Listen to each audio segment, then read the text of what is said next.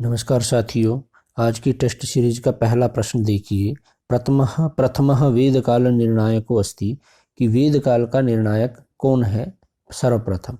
Option देखिए, राथः, सायणः, मैक्समूलरः या McDonnell. तो इसका राइट आंसर होगा मैक्समूलरः। सर्वप्रथम जो मैक्समूलर ने वैदिक काल को 4 भागों में बांटा था। इसमें सबसे पहला सूत्र काल आता है, फिर ब्राह्मण काल, मंत्र काल और छंद काल। अगला प्रश्न है, सर्वः शेषो व्यंजनान्येव इति कुतः उद्धृतम्।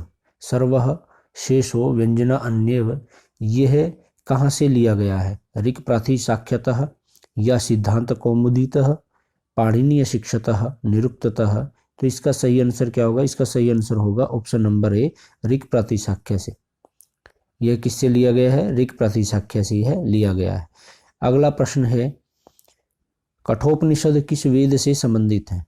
कठोपनिषद किस वेद से संबंधित है? जो कठोपनिषद है यह किस वेद से संबंधित है? किस वेद का यह ब्राह्मण ग्रंथ है, उपनिषद ग्रंथ है? तो ऑप्शन देखिए, ऋग्वेद या अथर्ववेद, सामवेद या यजुर्वेद। तो इसका जो राइट आंसर होगा वह होगा यजुर्वेद, ऑप्शन नंबर डी।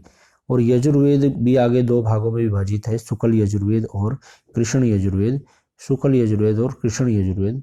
तो यह कठोपनिषद इन दोनों शाखाओं में किससे संबंधित है? यह कृष्ण यजुर्वेद की कठ शाखा से संबंधित है। ठीक है।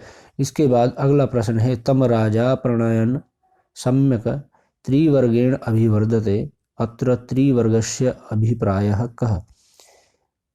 तो तम राजा प्रणयन सम्यक त्रिवर्गेण अभिवर्धते, इसमें त्रिवर्गस्य, जो त्रिवर्ग है इससे क्या अभिप्राय है? देखिए ऑप्शन, ब्राह्मणः, क्षत्रियः, वैश्यश्च, या फिर भूभुवः स्वश्च, या फिर सामदानं भेदश्च, या धर्मः अर्थः कामश्च। इन चारों में से इसका सही आंसर क्या होगा? इसका सही आंसर होगा option number D. Option number D, धर्मः अर्थः कामश्च। इन तीनों से अभिप्राय है। अगला प्रश्न है, नासदीय सूक्तम अस्ति। नासदीय सूक्त है, ये किस प्रकार का सूक्त है ऐसा पूछा गया है। देखिए ऑप्शन, प्रार्थना परक है या दार्शनिक है, संवादात्मक या काव्यात्मकम। तो इन चारों में से जो नासदीय सूक्त है वो कैसा सूक्त है? वह दार्शनिक सूक्त है। तो इसका ऑप्शन नंबर सी सही होगा, दार्शनिक सूक्त। और इसके अलावा ऋग्वेद में कौन कौन से दार्शनिक सूक्त हैं? एक तो पहला तो नासदीय सूक्तम हो गया, एक आता है हिरण्यगर्भ सूक्त, और एक आता है पुरुष सूक्त और वाक सूक्त। इस प्रकार से और भी अन्य हैं, लेकिन मुख्य रूप से ये दार्शनिक सूक्त हैं। अगला प्रश्न देखिए, निरुक्ते अनर्थका हि मंत्राः इति कस्य आचार्यस्य उक्ति। अनर्थका हि मंत्राः, यह किस आचार्य की उक्ति है? वेरी इंपॉर्टेंट प्रश्न है। ऑप्शन देखिए, यास्कस्य, कोत्सस्य, या गार्ग्यस्य, या फिर औदुम्बरायणस्य। तो इसका राइट आंसर क्या होगा? इसका सही आंसर होगा ऑप्शन नंबर सी, कोत्सस्य। इसके पश्चात अगला प्रश्न देखिए, शिव संकल्प सूक्तस्य देवता अस्ति। शिव संकल्प सूक्त के देवता हैं। तो शिव संकल्प सूक्त के देवता कौन है? ऑप्शन देखिए, इंद्रः, शिवः, नेत्रम या मनः। तो इन चारों ऑप्शन में से जो राइट आंसर होगा वो होगा ऑप्शन नंबर डी, मनः। क्या होगा? मनः। और शिव संकल्प सूक्त कहाँ से लिया गया है? यह शुक्ल यजुर्वेद की मादंदिन शाखा से लिया गया है। और यह जो वाजस्नेयी संहिता है उसका कौन सा सूक्त है? 34वां सूक्त शिव संकल्प सूक्त है। और इसमें टोटल कितने मंत्र हैं? इसमें 6 मंत्र हैं। और इसके ऋषि कौन है? याज्ञवल्क्य। इसके ऋषि कौन है? याज्ञवल्क्य इसके ऋषि है। और सभी मंत्र किस छंद में हैं? त्रिष्टुप छंद में। सभी मंत्र जो 6 मंत्र हैं वो त्रिष्टुप छंद में कहे गए हैं। इसके पश्चात अगला प्रश्न देखिए, गृहस्थस्य एतौ मान्यौ इत्यत्र कौ एतौ, कि जो वो 2 कौन है एतौ? भ्रातृभगिन्यौ या फिर अतिथि श्रोत्रियौ, माता पितरौ, शिव केशवौ। तो इसका सही आंसर क्या होगा? इसका सही आंसर होगा ऑप्शन नंबर सी, अतिथि श्रोत्रियौ। इसके पश्चात अगला प्रश्न है, उपनिषदि कस्य दर्शनस्य प्रमुखता अस्ति। उपनिषदि कस्य दर्शनस्य, किस दर्शन की प्रमुखता अस्ति, प्रमुखता है? ऑप्शन देखिए, वेदांतस्य, वैशेषिकस्य, न्यायस्य या चार्वाकस्य। तो इन चारों में से इसका सही आंसर क्या होगा? वेदांतस्य। जो उपनिषद हैं उनको क्या कहते हैं? वेदांत कहते हैं। ठीक है, तो उपनिषद में वेदांत दर्शन की क्या है? प्रधानता है। और वेद के अंतिम भाग को ही क्या कहा जाता है? वेदांत। और वेदांत को ही किस नाम से जाना गया? उपनिषद से। इसलिए उपनिषद में वेदांत की प्रधानता दिखाई पड़ती है। अगला प्रश्न है, अथर्ववेदीयम ब्राह्मणम अस्ति। अथर्ववेद का ब्राह्मण ग्रंथ है। ऑप्शन देखिए, शतपथम, गोपथम या तांडम, जैमिनियम। तो इन चारों में से सही आंसर क्या होगा? ऑप्शन नंबर सी, गोपथ ब्राह्मण। क्योंकि अथर्ववेद का एकमात्र ब्राह्मण ग्रंथ कौन सा है? गोपथ है। और इसका संबंध किस शाखा से है? पैपलाद शाखा से। किस शाखा से है? पैपलाद शाखा से है। और गोपथ ब्राह्मण कितने भागों में विभाजित है? 2 भागों में। पहला है पूर्व भाग, पहला पूर्व भाग, दूसरा उत्तर भाग। जो पूर्व भाग है उसमें कितने प्रपाठक हैं? 5 प्रपाठक हैं। और जो उत्तर भाग है इसमें कितने प्रपाठक हैं? 6। तो अगर प्रश्न आ जाए कि गोपथ ब्राह्मण में कितने प्रपाठक हैं, तो टोटल कितने प्रपाठक होंगे? 11। क्योंकि प्रथम में, पूर्व में भाग में 5 हैं और उत्तर भाग में कितने हैं? 6 हैं। इसके पश्चात अगला प्रश्न देखिए, तर्क भाषानुसारेण व्याप्तिर्भवति। तर्क भाषा के अनुसार व्याप्ति होती है। ऑप्शन देखिए, द्विविधा, मतलब कितने प्रकार के, इस प्रकार से इसमें पूछा गया है। द्विविधा, चतुर्विधा, त्रिविधा या एक विधा। तो इसका सही आंसर क्या है? इसका सही आंसर है द्विविधा। क्या है? द्विविधा। एक व्याप्ति और दूसरी अव्याप्ति। और मतलब सहचर्य नियमों व्याप्ति। क्या कहा है कि सहचर्य नियमों व्याप्ति, मतलब साथ साथ रहना ही क्या है? व्याप्ति है। जैसे यत्र यत्र धूमः, यत्र यत्र धूमः तत्र तत्र वह्नि। अर्थात जहाँ जहाँ धुआं है वहाँ वहाँ अग्नि है। तो ये सहचर्य भाव हुआ। अगला प्रश्न है, सांख्यकारिका अनुसारेण रजोगुणः अस्ति। सांख्यकारिका के अनुसार रजोगुण है। वो रजोगुण किस प्रकार का है? नियामकः, प्रवर्तकः या प्रकाशकः या आच्छादकः। तो इसका सही आंसर क्या होगा? इसका सही आंसर होगा ऑप्शन नंबर सी, प्रवर्तकः। क्या होगा? प्रवर्तकः। क्योंकि जो सांख्यकारिका में रजोगुण को बताया गया है वो प्रवर्तन का कार्य करता है, इसलिए इसको प्रवर्तक कहा गया। और जो सत्वगुण है, जो सत्वगुण है उसका कार्य क्या है? वो प्रकाशक होता है। सत्वगुण कैसा होता है? प्रकाशक होता है। और तमोगुण का क्या कार्य है? तमोगुण नियामक करता है, मतलब नियमों से बांधता है। इसके पश्चात अगला प्रश्न देखिए, सांख्ये पंग अंध संयोग कयोर मध्ये उक्तः।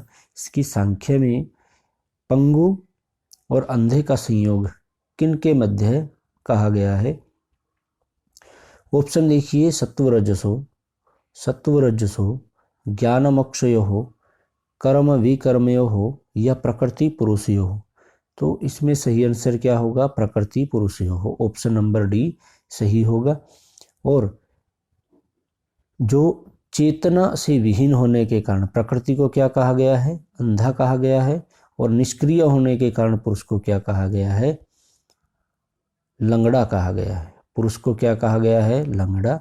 और जो प्रकृति है उसको क्या कहा गया है? अंधा कहा गया है। इसके पश्चात अगला प्रश्न देखिए, वेदांत दर्शनस्य अपरम नाम अस्ति। जो वेदांत दर्शन है इसका अपर नाम क्या है? दूसरा नाम क्या है? ऑप्शन है पूर्व मीमांसा, उत्तर मीमांसा या उकुल दर्शनम या तत्व चिंतन। तो इन चारों में से इसका सही आंसर क्या होगा? इसका सही आंसर होगा ऑप्शन नंबर सी, उत्तर मीमांसा। क्या होगा? उत्तर मीमांसा।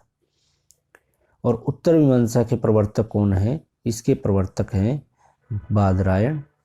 कौन है? बादरायण। और बादरायण ने किस ग्रंथ की रचना की? इन्होंने ब्रह्मसूत्र की रचना की। और ब्रह्मसूत्र को उत्तर मीमांसा या बादरायण सूत्र या फिर ब्रह्म मीमांसा और वेदांत सूत्र इत्यादि नामों से जाना जाता है। इसके पश्चात अगला प्रश्न है, न्याय दर्शने पदार्थ संख्या कियती प्रोक्ता, कि न्याय दर्शन में पदार्थों की संख्या कितनी कही गई है? ऑप्शन है 16, विंशति, सप्तदश या एकविंशति। तो इसका सही आंसर क्या होगा? इस ऑप्शन नंबर ए, 16, 16 पदार्थ। कितने?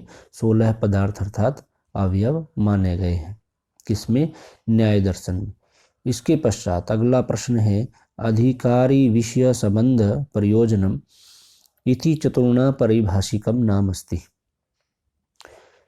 तो ये परिभाषा किसकी है? ये चारों किस नाम को परिभाषित करते हैं? अर्थ चतुष्टयम, निबंध चतुष्टयम, अनुबंध चतुष्टयम या वर्ण चतुष्टयम। तो इन चारों में से सही आंसर क्या होगा? सही आंसर होगा ऑप्शन नंबर बी, अनुबंध चतुष्टयम। अधिकारी विषय संबंध और प्रयोजन, इन चारों का पारिभाषिक नाम क्या होगा? अनुबंध चतुष्टयम। और इसका वर्णन किसमें मिलता है? वेदांत सार में। किसमें मिलता है? वेदांत सार में। और वेदांत सार किसके द्वारा विरचित है? सदानंद के द्वारा विरचित है।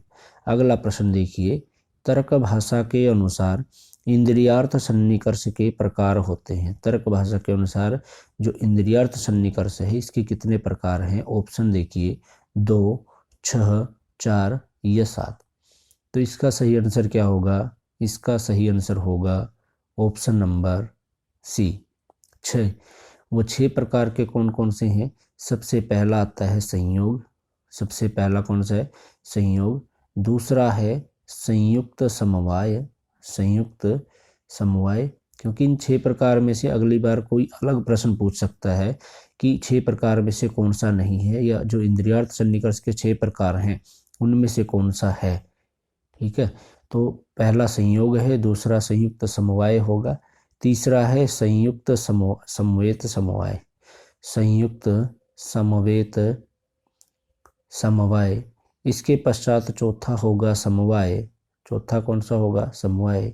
पांचवा होगा समवेत समवाय। समवेत समवाय। और जो छठा है वो होगा विशेषण विशेष्य भाव। विशेषण विशेष्य भाव। इस प्रकार से ये 6 प्रकार के इंद्रियार्थ सन्निकर्ष तर्क भाषा में बताए गए हैं। अगला प्रश्न देखिए, सांख्य दर्शन में प्रधान की अनुपलब्धि का कारण है। सांख्य दर्शन में प्रधान की अनुपलब्धि का कारण क्या है? ऑप्शन देखिए, अभाव, अत्यधिक सामीप्य, सूक्ष्मता या अज्ञान। तो इसका सही आंसर क्या होगा? इसका सही आंसर होगा ऑप्शन नंबर बी, सूक्ष्मता। इसके पश्चात अगला प्रश्न देखिए, अधो अंकितानाम केन सह कस्य संबंधः। इनमें से किसका किसके साथ संबंध है ऐसा बताना है। प्रत्यक्षमेव प्रमाणम, कि वो किससे संबंधित है? जैन, सांख्य दर्शन, चारवाकी, नैयायिका, सप्तभगिन्य, हेत्वाभाषा, सत्कार्यवाद। इन चारों का जैन, सांख्य दर्शन, चारवाकी से संबंध बताना है। तो देखिए इनका सही मिलान क्या होगा? जो प्रत्यक्षमेव प्रमाणम है ये किस में बताया गया है? प्रत्यक्षमेव प्रमाणम ये बताया गया है ये चारवाक में। जो प्रत्यक्ष ही को ही क्या मानते हैं? प्रमाण। कौन? चारवाक मानते हैं। उसके पश्चात दूसरा सप्तभगिन्य। सप्तभगिन्य बताया गया है जैन में। इसके पश्चात हेत्वाभासः। हेत्वाभासः आता है न्यायिका में, नैयायिका। इसके पश्चात सत्कार्यवाद। सत्कार्यवाद आपको पता ही है ये किस में आता है? सांख्य दर्शनम। तो इस प्रकार से मिलान को देखते हुए इसका ऑप्शन सही होगा 3, 1, 4, ऑप्शन नंबर 2। ठीक है, इसके पश्चात अगला प्रश्न देखिए, सत्कार्यवादस्य समर्थने हेतुर्नास्ति। सत्कार्यवाद के समर्थन में जो हेतु नहीं है वो कौन सा है? ऑप्शन देखिए, असदकरणम, शक्तस्य शक्यकरणम, सर्वसंभवा भावः, सर्वसंभव भावः। तो इसका सही आंसर क्या होगा? इसका सही आंसर होगा ऑप्शन नंबर डी, सर्वसंभव भावः, सर्वसंभव भावः।